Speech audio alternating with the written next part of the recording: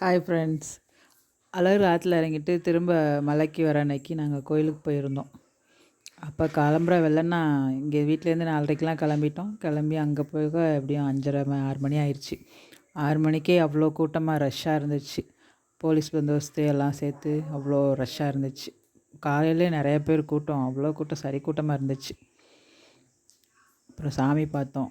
சாமி பார்த்துட்டு கோபுர தரிசனம் தம்பியில் கோபுர தரிசனம் பார்த்துட்டு திரும்ப வெளியில் வரையில் எப்போதும் போல் கோலம் போடுங்க அப்படின்னு சொல்லிட்டு சாமி எங்கள் அழகர் கோயில் எப்போ போகிறப்பெல்லாம் கோலம் போடுங்கன்னு சொல்லிடுவாங்க. அன்றைக்கும் அன்றைக்கி கோலம் நிறையா போட்டோம். பாப்பா, எங்கள் அம்மா, பக்கத்து வீட்டுக்காரவங்க எல்லாருமே சேர்ந்து கோலம் போட்டுக்கிட்டு இருந்தாங்க. எப்போதும் நார்மலாக ஒயிட் கோலம் தான் போடுவோம். இப்போ அன்றைக்கி பார்த்தா கலர் இருக்குது, கலர் கோலம் போடுங்க இன்றைக்கி சாமி வர்றதுக்காண்டி அப்படின்னு சொல்லிட்டாங்க.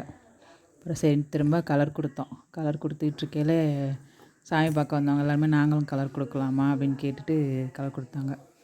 அங்கே அவர் வாசலில் போடுறதே பெரிய பாக்கியம்தான். அந்த பாக்கியம் எங்களுக்கு எப்போதுமே கிடச்சிரும்.